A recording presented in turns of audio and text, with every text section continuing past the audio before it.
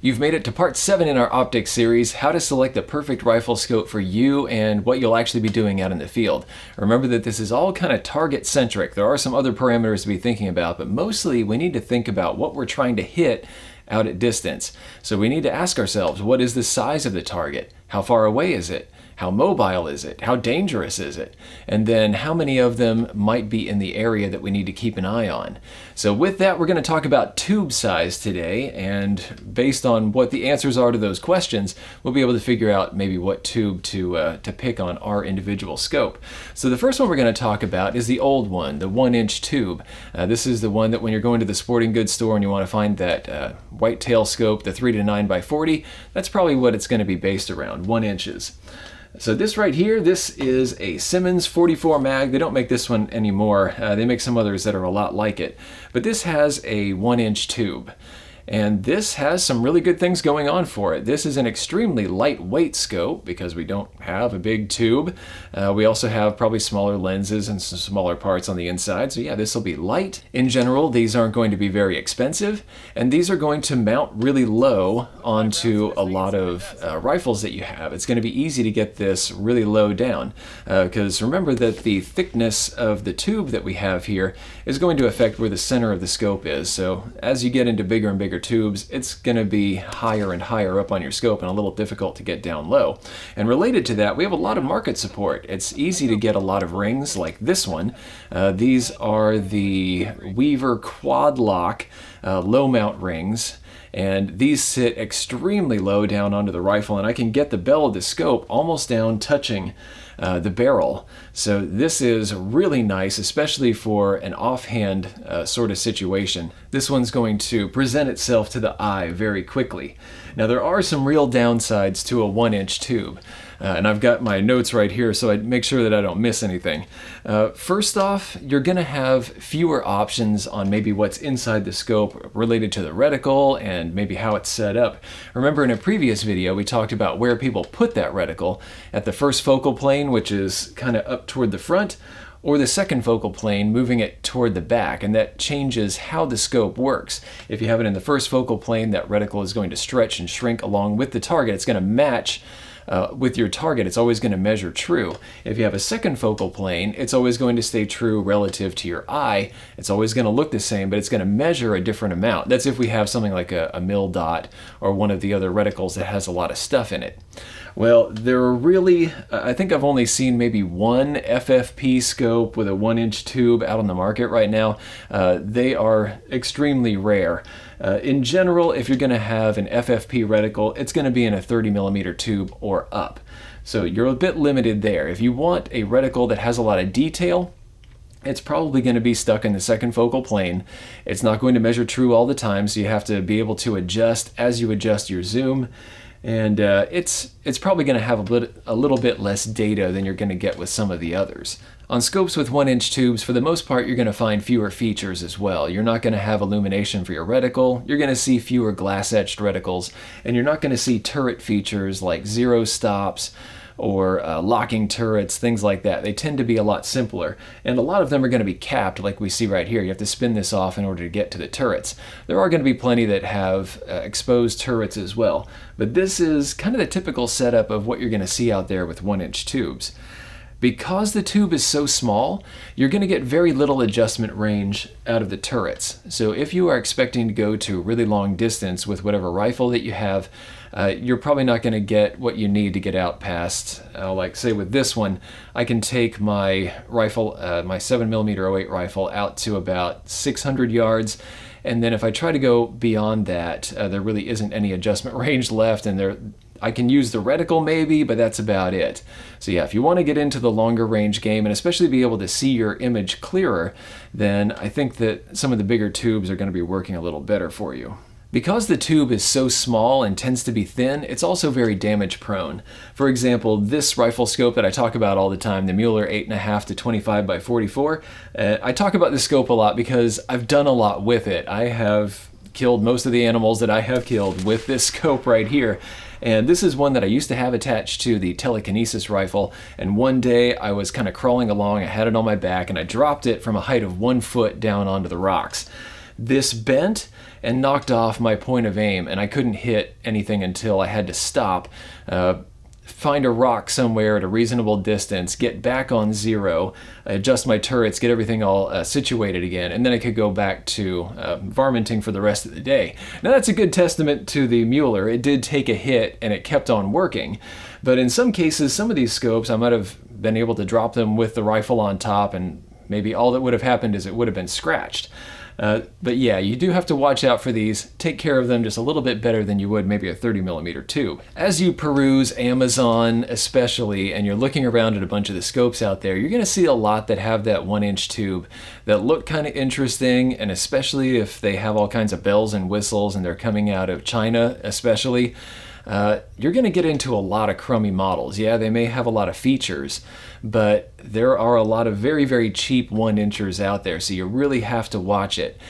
Try to stick to some of the known brands out there. There are folks that are making really good 1-inch scopes. For example, Bushnell has their Engage line that has two different tube sizes. There's the 30mm more tactical ones, and then they have some 1-inchers for the people that want to stick to kind of traditional hunting setups, and those tend to have the simpler reticles as well. And those have really good glass. They have just great tracking with the turrets, and that's one of the things you can't necessarily count on if you're picking up some of these others from maybe little shady companies. They may have turrets, they may have illumination, they may have really wild reticles and all kinds of really cool stuff, but do they actually repeatedly work? Are they built to last? Maybe not. You really got to watch out for a lot of the scopes that have 1-inch tubes. Now this does apply to our next one that we're going to talk about, 30mm tubes. There are a gob of folks making 30mm scopes out there, and there's a lot of good to them, but this is one that you still kind of have to keep your eye on who's actually making it and what the reputation of the company is. All right, so the good stuff about a 30mm tube that steps up that size right there. This is going to be thicker. It's going to possibly be able to take a hit a little bit better, but this all depends on how the company has set this up. Since they have a little bit more room to work with, they have a couple of different things that they can do. They could make the tube a little thicker, make it stouter, and make it so that it can take a hit. They can increase the size of the lenses inside the erector tube, or they can have more adjustment, and you can't have all three. You have to have maybe a blend of two or concentrate on one, but you can't really have all three at the same time. You have just a limited little bit that you've added to the size of the tube, and you gotta kind of pick. If you want to figure out what an individual scope has decided to major on, making those changes, you can take a look at their specs.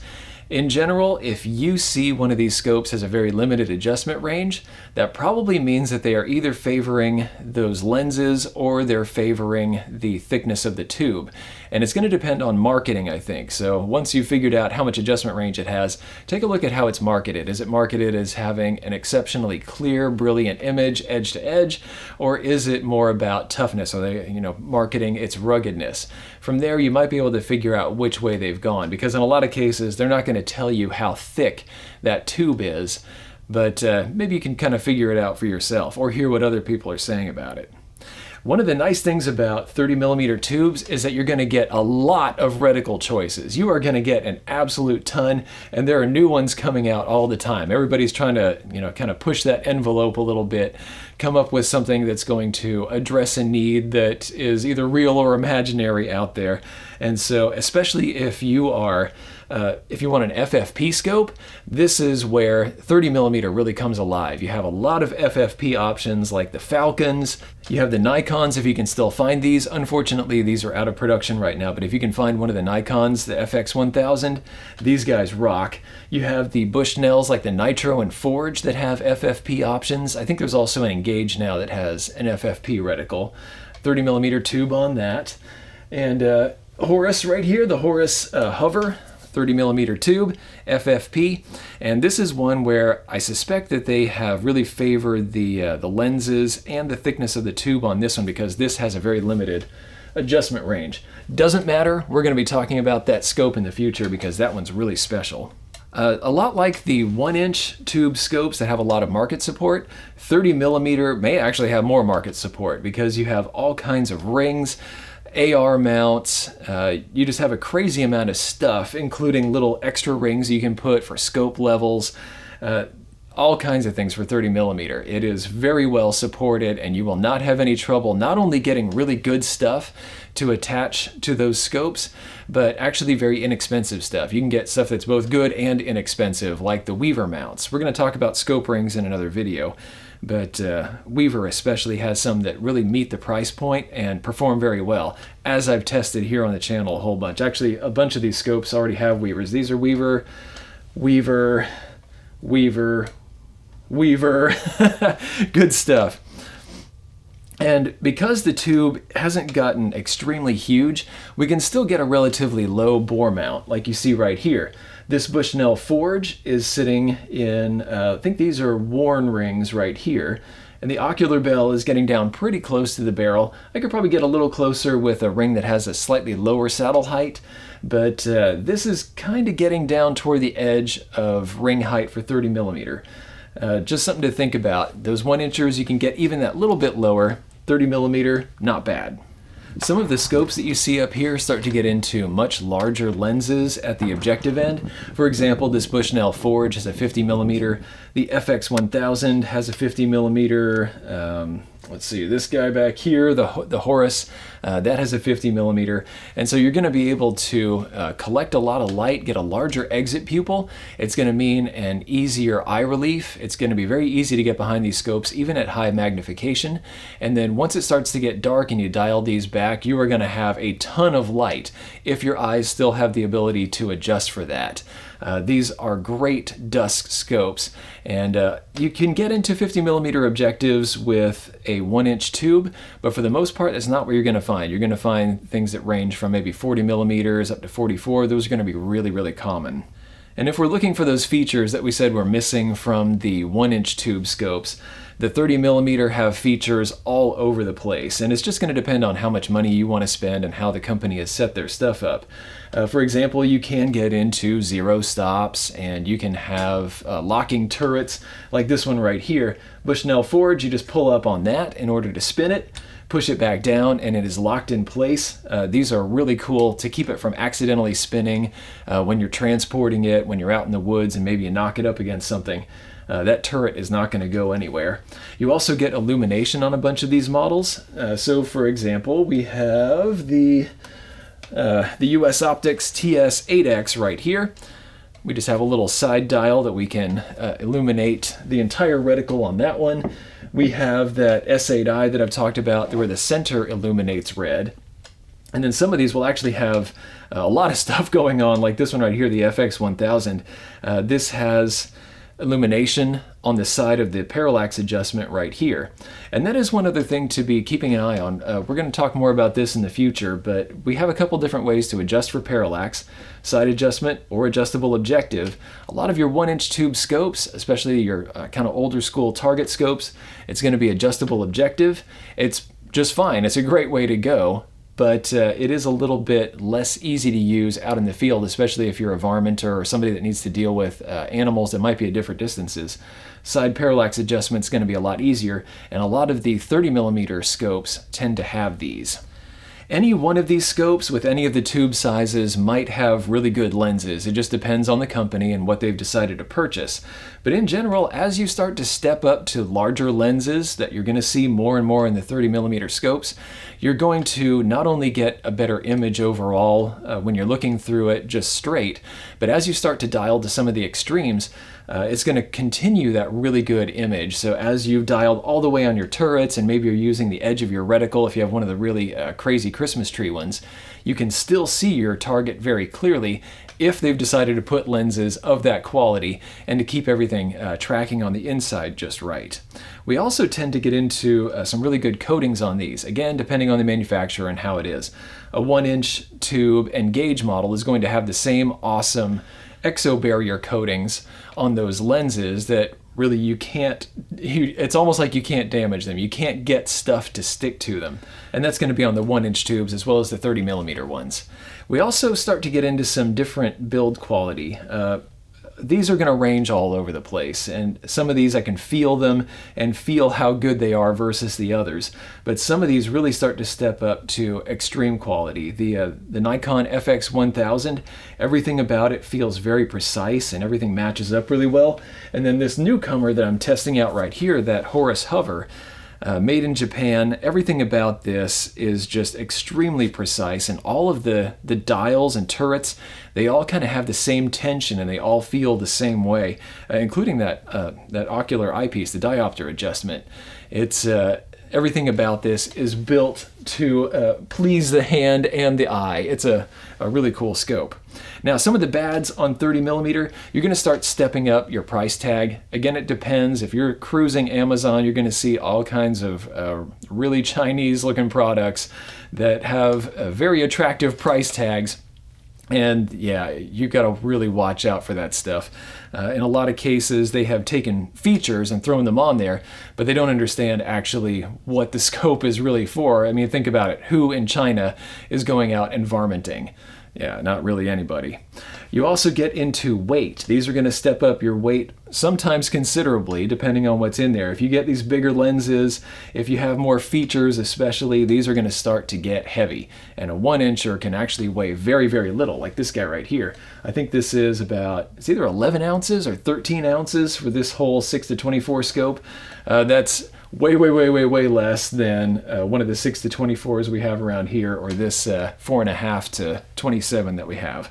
Now we're stepping up our price tag a whole lot as we look at 34mm and 35mm tubes on some of these scopes. 34 is much more common and popular. I don't know why one took off and the other one didn't, but I have one 34mm scope sitting on the bench here.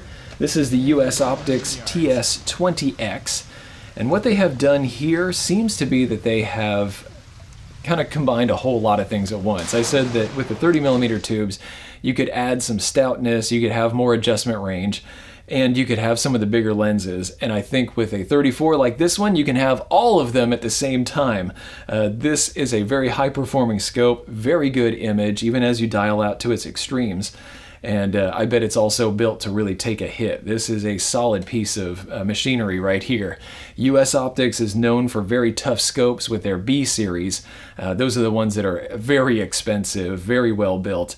This one is kind of a step down to address, folks like us, to make it a bit more affordable. And yeah, that's the TS20X right there. It's big, it's expensive, and everything that comes along with it is also going to be expensive. So actually, let's just go ahead and hit the bads on this one first, and then we'll talk about the good stuff. Like I say, price tag is going to be high, and then the parts are also going to be high. If you want to get a set of rings, even the Weaver ones, which I've talked about, that are really good and inexpensive for a lot of these other scopes, they're still going to be, I think it was about $80 for a pair of Weaver Picatinny rings to attach to a 34mm tube. That's quite a bit for a pair of rings. Of course, if you're buying an expensive scope anyway, you're probably going to be throwing some good money at it. But this right here, the Delta, Zero Delta mount right here, this is one of the Zero MOA D-lock mounts right here. This one costs, I think it's about $250, somewhere in there. I'll put the exact price down at the bottom, but yeah, you start to get into more expensive mounts and rings. As you might expect from a scope that looks and feels a lot bigger than everything else on this bench, yes, this is a heavy scope. Some of these can actually get up to over 2 pounds of weight. That's a lot of weight to be adding to a rifle, and that's why you're not really going to see hunters putting 34mm scopes onto a rig like this one.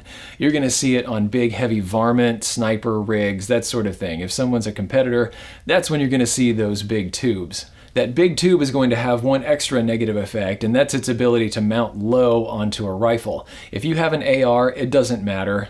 Those sit up really high anyway because of the height of the stock.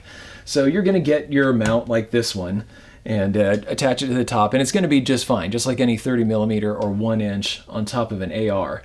However, if you have a rifle like a bolt-action rifle, again, it's probably going to be one of the heavy ones, you're probably not going to be able to get the objective bell all that close down to the barrel, and you're going to have it sitting just very high up on top of here. It's going to be difficult to get your eye into the proper eyepiece. So you're going to have either an adjustable stock that you can raise the comb, or you're going to have to build up here in order to be able to see through this properly. When you go to take a shot with a good precision rifle, you don't want to be moving your head all around and trying to get a chin weld on it. You want it to be perfect, so you're probably going to have to build that stock up. Just something to think about, a little extra expense for you. These are going to have pretty much every feature under the sun. They figure, I guess, if they're going to charge so much for a scope, might as well just throw everything in there. So you're going to get locking turrets, you're going to get zero stops, you'll have your side parallax adjustment and illumination, all kinds of things. And one really cool thing about a lot of these scopes that, they have good names, they have good backings, they're well built in the right places. For example, most of these are going to be built in Japan. They're going to be built very, very well, and they're all going to feel great. All of the little adjustments are going to work perfectly. I haven't tried a 34 millimeter scope yet that didn't track extremely well on those turrets. And little things like the diopter adjustments just tend to have that little perfect feel to them. Everything is just really well built on the inside and the outside all the way around. Of course, all of these are going to have fully multi-coated lenses. The image is going to be really, really clear, and it's going to absorb a lot of light, and you're going to be paying for it. Now, if you want to step that up, if that's not enough for you, there are actually some 40 millimeter scopes out there. I know that Valdata has some. I'm not sure who else is putting some of these together, but if you want extreme adjustment range, there you go. There's 40 millimeter out there. If you just have too much money and you just want to throw stuff at a huge heavy scope, go for it. So now to the big question, which one do you actually pick for your situation? Well, that kind of depends again on your situation. So be thinking about what sort of terrain that you're going to be dealing with. Think about what your individual rifle is with its cartridge and how precise it is, how much distance you can get out of it, especially effective distance. Remember that you have power limitations at different distances. So once you kind of factor all that in and what you're trying to hit, what its size is, what its distance is, its speed, its danger factor, and how many there are, then you can start to figure out which one of these is going to be right for you. And based on some of the other videos that we've talked about before, what magnification and what reticle and what placement of the reticle is going to be right for your own situation. So for example, let me talk about a practical hunt that I did a while back. I had a big heavy rifle. That's the CMMG Mark III DTR2. It's an excellent CMMG rifle that I think they now call it the Endeavor 300.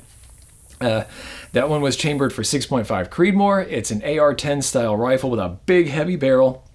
So I didn't mind, since I'm intending to hit hogs in this case, I'm wanting to use it as a hog hunting rifle at longer distances. I put a big heavy scope on top. It was a 34 millimeter tube scope. That's the Bushnell HDMR2 with the Horus H59 reticle on the inside. And it worked out just perfectly for the hog hunt that we were on. We started shooting at the hogs at a close distance of about 100 yards, but the one that I took down was, at this time, running crossways to me this way, and moving at about, that full 40 miles an hour that they can run, just heading for the sunset. And 400 yards away. And since I had the appropriate scope that I could very quickly just, with the FFP reticle, I was able to zoom that out to 8x. I checked that out later. I didn't look at what I was doing. I just grabbed the zoom knob and turned it back to 8x. And then I used that reticle to measure, okay, here's how far away this thing is estimated to be. Here is what kind of speed we're dealing with. And then I took 3 shots, and eventually the third one, I kind of walked up the body, and the third one took it in the neck and took it straight down. And with another scope, I don't know that I would have been able to do that. That's a scope that we've been able to take out to a mile as well, just because that's kind of the fun that we like to have. We like to go to 1,000 yards, and we like to go to a mile. But for some of you, like if you are a deer hunter and in your area you have a lot of more close trees, everything is just kind of a closer shot, then go ahead for that 1-inch tube. You're not going to be missing that adjustment range. You're going to be using that adjustment range really only to get on 0, probably. And you're just going to kind of figure that out, and then you might hold over a little bit for a slightly longer shot than you're normally going to see. That's going to be typical, and that's just fine. You're not going to be losing anything by having that slightly smaller tube, unless you are somebody that thrashes your gear, in which case you may want to step up to a 30mm tube that's going to be able to take a beating a little bit more. How important is weight to you? If you have a super lightweight hunting rifle that you want to backpack really far out into the wilderness in order to do your elk hunt or a whitetail hunt in some kind of remote area, then you're probably going to want to, again, look at the 1-inch tube. You're going to want to keep everything really, really lightweight. However, if you are backpacking in the Rockies and you think you may need to be taking that longer shot, okay, so maybe that's where you want to add that little bit of weight and go for the 30mm instead. If you're an extreme long range guy, like we talked about, you don't mind the weight, go ahead, get that 34mm and lighten your wallet at the same time. So yeah, you'd be a little heavy up front and a little light in the back. If you think that you have your perfect rifle scope picked out, it has the zoom range that you like, it has all the features that you like, it has the right reticle in the right placement inside the tube, and you think that that tube size is going to be what you're after, make sure that you spend some time in the specs, because it might not be exactly what you're looking for. If you have a 30mm scope like these two, the SWFA or the Falcon, these have quite a lot of adjustment range, 30 milliradians up and down, 30 milliradians left and right. But some of these others that feature maybe a thicker tube and larger lenses, like the Hover back here, the Horus Hover, that one has 20 milliradians up and down, and I think a little bit less left and right. That's not a big deal because of the way that that scope is set up. That's perfect for what it's designed for. But if you're expecting an extreme long-range scope, then you might be disappointed to find out that you can't actually adjust for that mile shot that you're after. Thanks a lot for watching, everybody. Make sure that you like, share, subscribe, hit the notification bell down below. Please do share this with your friends, because I think I see this question just all the time. What scope should I pick for my rig? And this series, I think, can help a lot of people figure out which one actually will work for them. If they can start to add up all these features relative to what they're actually trying to do, to start really thinking about the target and what they're trying to do with it. Thank you to everybody that makes these videos possible, especially patrons of the Destructive Arts. We have our 338 Lapua Magnum patrons, Sportsman's Guide, Stan and Mary, and Tyler. And then at the 300 Win Mag level, we have Joseph Davis, Peter, Mr. No Name, and Howard. You guys are awesome, and everybody else that's chipping in $1 or $2 a month to keep these videos coming, to keep the lights on, and to improve some of the audio quality. I appreciate you guys, and if anybody else wants to chip in to see more series like this, I'll put a link around here. See you guys around. Thanks for watching. If you liked this video, be sure to like, share, and most importantly, subscribe. Even if you didn't like this particular content, go ahead and subscribe. There's probably something coming that's more up your alley. Check out this playlist right here. This is going to have videos in a similar vein to what you just watched. These two videos we cherry-picked for you. And finally, the Social Regressive is on Patreon. So you can become a patron of the Destructive Arts and earn some goodies while helping us to provide high-quality videos just by kicking us a few bucks a month.